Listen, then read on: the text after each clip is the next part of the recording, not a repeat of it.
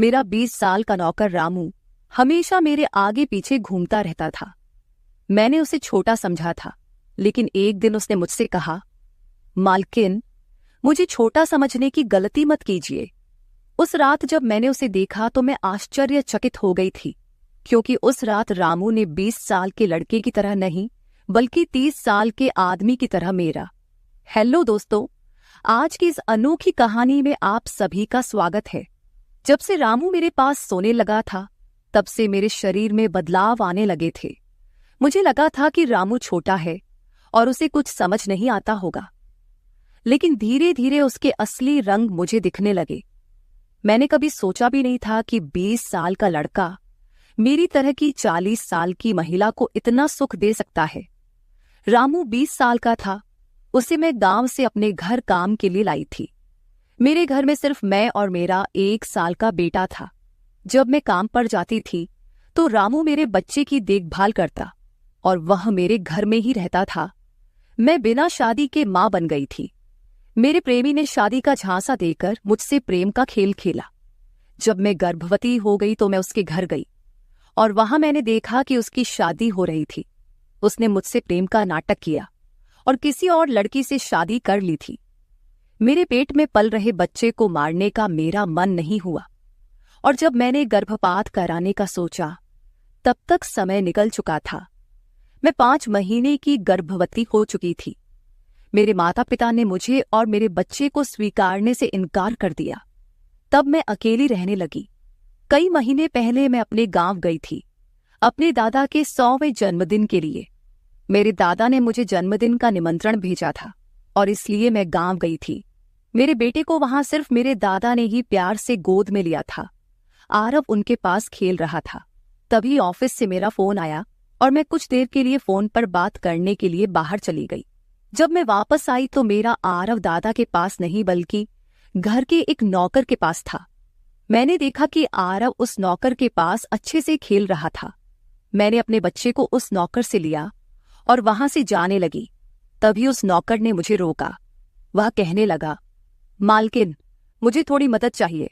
मुझे पैसे की नहीं बल्कि काम की जरूरत है। उसने अपना परिचय दिया और कहा, मैं रामू हूं। मैं इस घर में गाय भैंस के गौशाले की सफाई का काम करता था, लेकिन अब बड़े साहब गाय भैंस बेचने की बात कर रहे हैं। अगर आपके पास कोई काम हो तो दीजिए। मुझे काम की बहुत जरूरत है। मेरे माता पिता भी मजदूरी करते हैं। मुझे काम की बहुत जरूरत है। तब मैंने कहा, मेरे बच्चे की देखभाल का काम है, लेकिन इसके लिए तुम्हें शहर चलना होगा। इस काम के लिए मैं तुम्हें 5,000 रुपये महीना दूंगी। रामू मेरे साथ शहर आने के लिए तैयार हो गया। आरव उसके साथ अच्छे से रहता था और यह देखकर मैंने रामू को अपने घर लाने का फैसला किया। रामू तब से मेरे घर में ही रहने लगा। उसने कहा कि हर 4 महीने बाद जब थोड़े पैसे जमा हो जाएंगे, तब वह अपने गांव जाएगा। रामू दिन भर मेरे बच्चे की अच्छे से देखभाल करता और घर के कामों में भी मेरी मदद करता। रामू को घर आए 1 महीना हो चुका था और इस 1 महीने में उसने मेरा दिल जीत लिया था। उसकी देखभाल से मेरे बेटे की सेहत भी सुधर गई थी। जो आरव मुझे परेशान करता था, अब वह रामू के हाथों से अच्छे से खाना खाता था। मैंने रामू को एक अलग कमरा दिया था। एक दिन रात में आरव बहुत रोने लगा। किसी भी तरह से वह शांत नहीं हो रहा था। बच्चे के रोने की आवाज सुनकर रामू मेरे कमरे में आया और उसने आरव को मुझसे ले लिया। रामू के पास जाते ही आरव शांत हो गया था। रात बहुत हो चुकी थी। आरव रामू को छोड़ नहीं रहा था, तो मैंने रामू को अपने कमरे में ही सोने के लिए कह दिया। सुबह जब मैं उठी तो आरव रामू से लिपटकर सो रहा था। उस रात के बाद से रामू आरव के लिए मेरे कमरे में सोने लगा। रामू के आने के बाद सब कुछ अच्छे से चल रहा था। रामू के काम से खुश होकर छुट्टी के दिन मैं उसे मॉल लेकर गई। वहां मैंने उसके लिए अच्छे कपड़े खरीदे और सैलून में जाकर उसकी नई हेयर स्टाइल बनवाई। रामू देखने में अच्छा था, लेकिन वह एकदम साधारण तरीके से रहता था। उस दिन मैंने उसका पूरा लुक ही बदल दिया था। उसे नए अंदाज में देखकर मैं भी उस पर विश्वास नहीं कर पा रही थी। कल तक जो एक साधारण सा नौकर था, वह इतना हैंडसम और स्मार्ट दिख सकता है, इसकी मैंने कल्पना भी नहीं की थी। मॉल से हम घर आए तो आरव आते ही सो गया था। मैंने उसे कमरे में बिस्तर पर सुला दिया और पानी पीने के लिए बाहर जाने लगी। तभी रामू मेरे लिए पानी लेकर आया। पानी पीकर मैंने गिलास रखा और रामू मुझे तब से ही एकटक देख रहा था। जैसे ही मैंने गिलास रखा उसने मुझे गले लगा लिया। कई सालों बाद किसी पुरुष ने मुझे गले लगाया था। मैंने उसे खुद से दूर किया। तब रामू ने कहा, मालकिन, आपकी वजह से आज पहली बार मैंने खुद से प्यार करना सीखा है। जिंदगी बहुत खूबसूरत है, बस इसे जीना आना चाहिए। आज आपने मेरा कायाकल्प करवा कर मुझ पर बहुत बड़ा उपकार किया है। मैं सच में बहुत अच्छा दिख रहा हूँ। रामू के चेहरे पर खुशी देखकर मैं भी खुश थी। अगले दिन से वह बहुत स्वच्छ और सलीके से रहने लगा था। वह 20 साल का था, लेकिन गांव का लड़का होने के कारण उसकी कद काठी अच्छी थी। वह घर में भी रोजाना कसरत करता था। उसकी लंबाई भी ठीक ठाक थी। मैंने उससे उसकी पढ़ाई के बारे में पूछा था, लेकिन उसने कहा कि अब उसका पढ़ाई से मन उठ गया है। हर सुबह ऑफिस जाने से पहले मैं अपने बच्चे को दुलार कर ऑफिस के लिए निकलती थी। आज जब मैं ऑफिस के लिए निकलने से पहले आरव को चूमने गई, तब वह रामू की गोद में था। अचानक आरव ने अपनी गर्दन घुमाई और मेरे होंठ रामू के गाल पर जा लगे। मुझे बहुत शर्मिंदगी महसूस हुई। मैंने उससे माफी मांगी और ऑफिस के लिए निकल गई। शाम को जब मैं घर आई, तब भी मैं रामू की आंखों में नजर नहीं मिला पा रही थी। रामू ने आरव को खाना खिलाकर सुला दिया था। फिर हम दोनों ने साथ में खाना खाया। खाना खत्म करने के बाद मैं अपने कमरे में गई। वहां मैं अपनी दवाइयां ले रही थी। मुझे माइग्रेन की समस्या थी, उसी की दवा मैं ले रही थी। दवा लेने के बाद भी मेरा सिर बहुत दर्द कर रहा था। मैं अपने कमरे में सिर पकड़कर बैठी हुई थी। कुछ देर बाद रामू कमरे में आया। मुझे इस हाल में देखकर उसने पूछा कि क्या हुआ। जैसे ही उसे पता चला कि मेरा सिर दर्द कर रहा है, उसने मेरे सिर की मालिश शुरू कर दी। रामू की मालिश से मुझे आराम मिल रहा था। धीरे धीरे मुझे गहरी नींद आने लगी। उस रात मुझे बहुत अच्छी नींद आई थी। अगले दिन हमारे ऑफिस में ट्रेडिशनल डे का फंक्शन था और इसके लिए मैंने गुजराती लुक अपनाने का फैसला किया। मैंने घाघरा पहन लिया था, लेकिन स्कर्ट का नॉट बांधने में मुझे दिक्कत हो रही थी। तब मैंने रामू को कमरे में बुलाया और उससे नॉट बांधने को कहा। नॉट बांधते समय उसका हाथ मेरी खुली पीठ पर से गुजर रहा था। मैंने उसे छोटा समझा था, इसलिए मैंने उसे यह काम करने के लिए कहा था। मेरे पास और कोई विकल्प भी नहीं था। तैयार होकर जब मैं जाने लगी तो रामू ने मुझे रोका और अंदर से काजल लेकर आया। उसने मेरे कान के पीछे काजल लगाया और कहा, मालकिन, अब आपको किसी की नजर नहीं लगेगी। आप बहुत सुंदर लग रही हैं। उसकी बात सुनकर मैं हंसी और चलने लगी।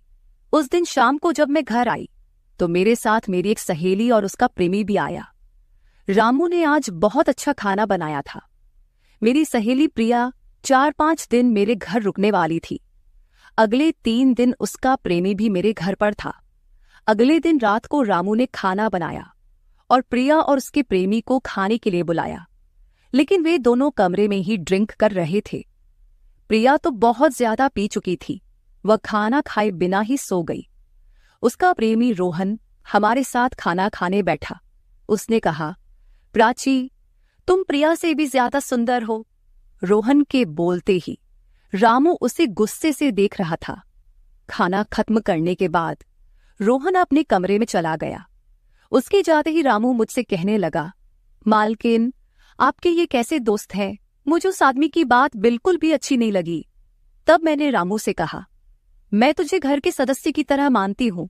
इसका यह मतलब नहीं कि तू मेरे मेहमानों से कुछ भी कहे। तेरा काम है आए हुए मेहमानों की सेवा करना, इसलिए तू सिर्फ वही कर। बाकी मुझे कुछ सिखाने की जरूरत नहीं।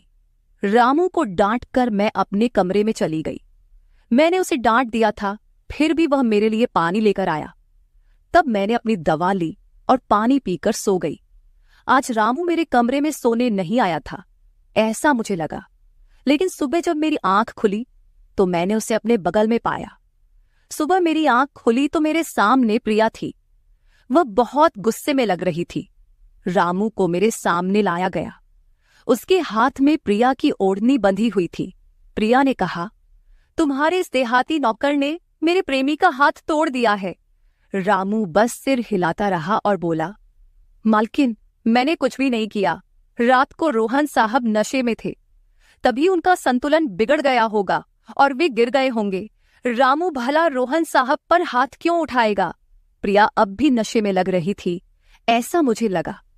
रामू ने मेरे लिए उन दोनों से माफी मांगी। प्रिया और रोहन तभी वहां से चले गए। रामू मुझसे भी माफी मांगने लगा। मुझे पता था कि उसने कुछ नहीं किया था। आज मैंने छुट्टी ली थी क्योंकि कई दिनों से मैं बहुत व्यस्त थी। आज सोचा कि खुद के लिए थोड़ा समय निकालूं। नाश्ता करने के बाद मैं फिर से 1 घंटे के लिए सो गई। आरव भी मेरे साथ सो गया था। उठने के बाद मुझे 1 कप चाय की जरूरत महसूस हुई। मैं रामू को चाय बनाने के लिए पुकार रही थी, लेकिन उसकी तरफ से कोई जवाब नहीं आ रहा था। उसे ढूंढते ढूंढते मैं उसके कमरे में गई। वहां जाकर देखा कि रामू अभी अभी नहाकर बाथरूम से बाहर आया था। उसने शर्ट नहीं पहनी थी।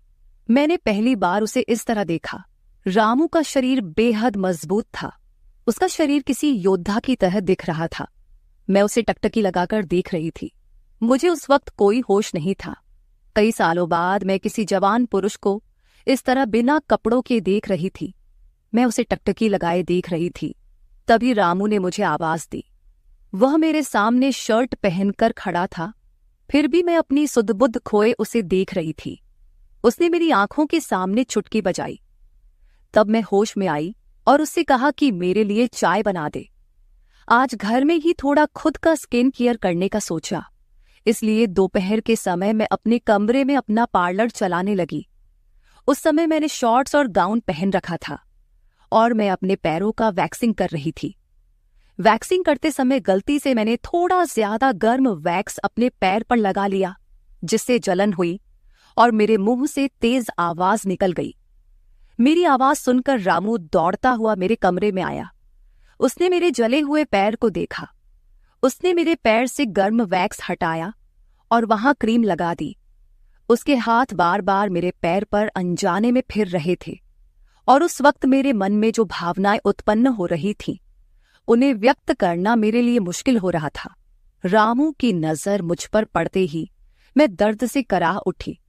मुझे इस हालत में देखकर उसने कहा, बाई साहब, अब आप बस आराम से लेट जाइए। आपको जो भी करना है मुझे बताइए, मैं आपकी मदद कर दूंगा। मैंने उसे मेरे दूसरे पैर का वैक्सिंग करने को कहा।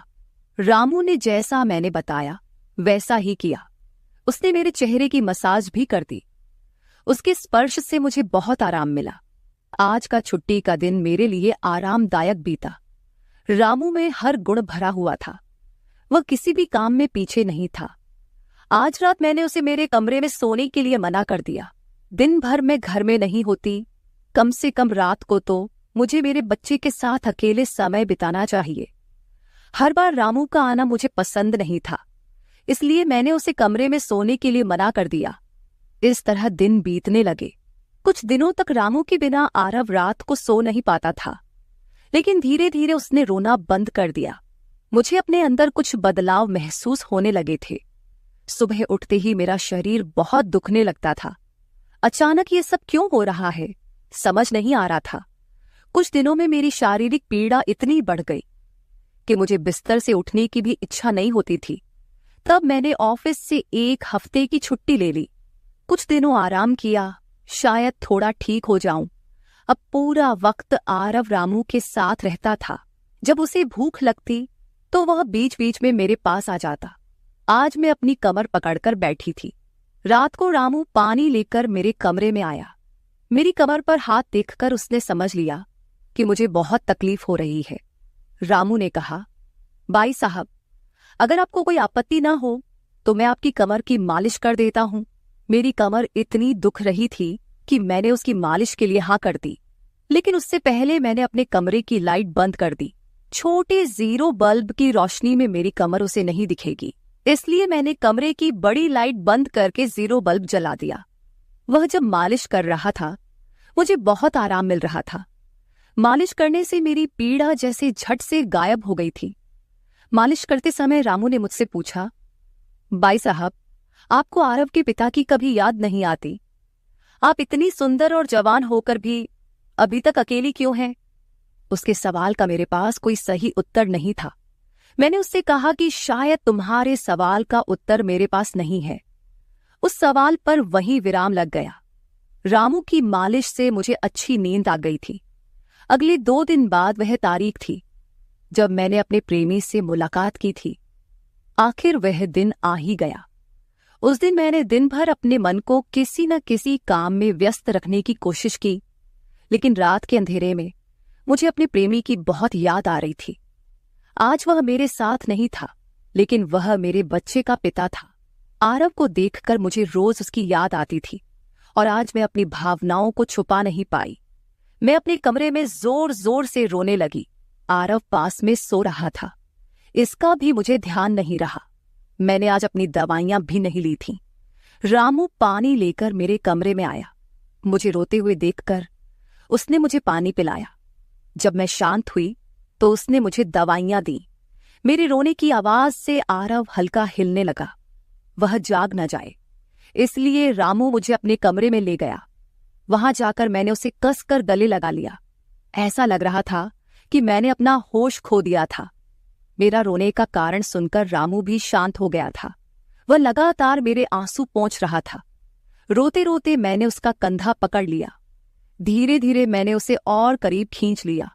मैंने उससे कहा, रामू, आज की रात मैं तुम्हारे साथ बिताना चाहती हूं। तब रामू ने कहा, भाई साहब, मैं अभी छोटा हूं, मुझे कुछ भी नहीं आएगा। उसकी बात सुनकर मैंने उसे और पास खींच लिया। उस रात मैं उसके कमरे में थी, लेकिन सुबह जब मैं उठी तो वह मेरे पास नहीं था।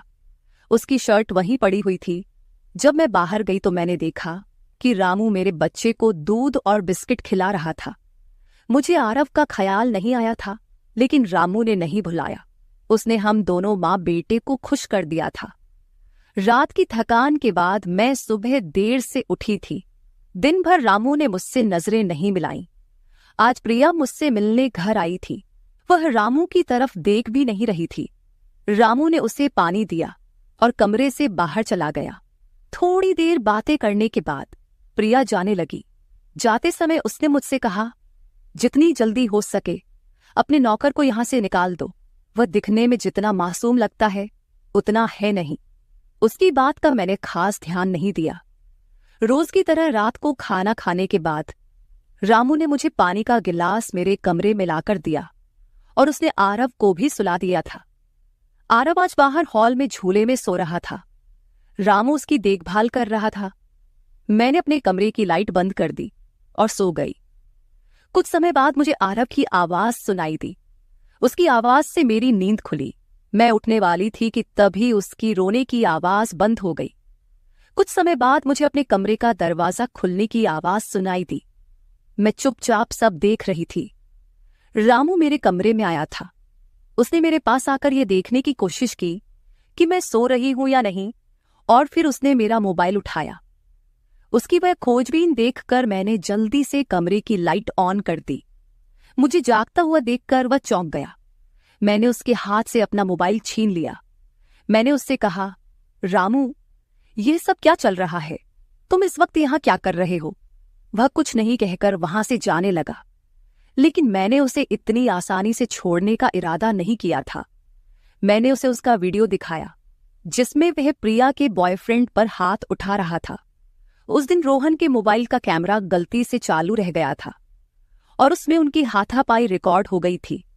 सुबह जब प्रिया मुझसे मिलने आई थी तब उसने मुझे वह वीडियो दिखाया था और तब से मैं रामू पर नजर रख रही थी। रामू, तुमने झूठ क्यों बोला? तुमने रोहन पर हाथ क्यों उठाया? तब उसने कहा, जो भी आप पर बुरी नजर डालेगा उसके साथ मैं यही करूंगा। मालकिन, उस रात जब रोहन नशे में था वो आपके कमरे में आया था। वो आपके साथ कुछ गलत करने की कोशिश कर रहा था और इसलिए मैंने उस पर हाथ उठाया। रामू की बात सुनकर मैंने कहा, ठीक है, मैं तुम्हारी बात मानती हूं, लेकिन तुम मुझे नींद की दवा क्यों दे रहे थे? आज मैंने तुम्हें मेरे पानी में दवा मिलाते हुए देखा है। तुम्हारी नजर मुझ पर थी और तुम जो चाहते थे वह मैंने तुम्हें दे दिया है। अब अपना हिसाब करो और गांव निकलो। मेरी बात सुनकर रामू बोला, मालकिन, आप जैसा सोच रही हैं वैसा कुछ भी नहीं हुआ है। कल रात मैंने आपके साथ कुछ भी गलत नहीं किया। मैंने आपके पानी में नींद की दवा मिलाई थी, जिससे आप मेरे पास आते ही सो गई थीं, और मुझे आपके साथ कुछ भी गलत नहीं करना था। कुछ दिन पहले मैंने आपको रात में फोन पर बात करते हुए देखा था। मैंने आपकी बातें सुनी थीं। आप फिर से अपने उस प्रेमी से मिलने की तैयारी कर रही थीं। आपकी मुलाकात आपके ही घर में तय हुई थी। मुझे यह सब पता था। आप उससे ना मिले, इसलिए मैं आपको रात में नींद की दवा दे रहा था। वह व्यक्ति अब भी आपको धोखा दे रहा है। वह आपसे झूठ बोल रहा है। वह आपके बच्चे को आपसे छीनने के लिए आपके करीब आ रहा है। उसकी पत्नी को बच्चा नहीं हो सकता, इसलिए वह आपके पास आ रहा है। उसने अपनी पत्नी को तलाक नहीं दिया है। वह आपसे झूठ बोल रहा है। रामू, तुम हो कौन? तुम्हें यह सारी जानकारी कैसे मिली? तब उसने कहा, आपके बाबा साहेब ने मुझे आपका फोटो दिखाया था। मुझे आप पहली नजर में ही अच्छी लगी थी, लेकिन बाबा साहेब ने यह भी कहा था कि आप शादी के खिलाफ हैं। तब मैंने उनके साथ मिलकर यह प्लान बनाया। आपके दिल में अपनी जगह बनाने के लिए मैं यहां आया था, लेकिन यहां आने के बाद मैंने देखा कि बहुत से लोग आप पर बुरी नजर रखते हैं, इसलिए मैंने आपकी सुरक्षा करनी शुरू कर दी। रामू 20 साल का नहीं था। मेरा पहला शक सही निकला। वह 30 साल का था और एक अच्छी नौकरी पर था। उसने मेरे प्यार के लिए इतनी मेहनत की थी। रामू ने मेरे प्रेमी के बारे में जो भी कहा था वह सब सच था। रामू ने मेरे प्रेमी की सारी जानकारी सही निकाली थी। रामू जैसा ईमानदार पति और मेरे बच्चे का पिता मिलना मेरे लिए बहुत बड़ी बात थी। मैं अपने प्रेमी के धोखे के जाल में फंसने से बच गई थी। आज मैं विक्रांत उर्फ रामू के साथ बहुत खुश हूं। वह मुझसे और मेरे बच्चे से बहुत प्यार करता है। मेरे बाबा साहेब की वजह से आज मेरा परिवार शुरू हुआ। मुझे रामू जैसा पति मिला, ये मेरा सौभाग्य था। दोस्तों, जो आपसे सच्चा प्यार करता है वह किसी भी कठिनाई में आपका साथ नहीं छोड़ता। रिश्ते निभाने वाले को किसी वजह की जरूरत नहीं होती, और रिश्ते तोड़ने वालों के लिए एक बहाना भी काफी होता है। तो दोस्तों, ये थी हमारी आज की छोटी सी कहानी। आपको ये कहानी कैसी लगी कमेंट करके जरूर बताएं। अगर आप ऐसी ही और भी इंटरेस्टिंग कहानियां सुनना चाहते हो तो चैनल को सब्सक्राइब जरूर कर ले और बेल नोटिफिकेशन ऑन कर ले, ताकि आपको मेरी आने वाली हर वीडियो समय सिर मिल सके। कल मिलेंगे एक और वीडियो के साथ। धन्यवाद।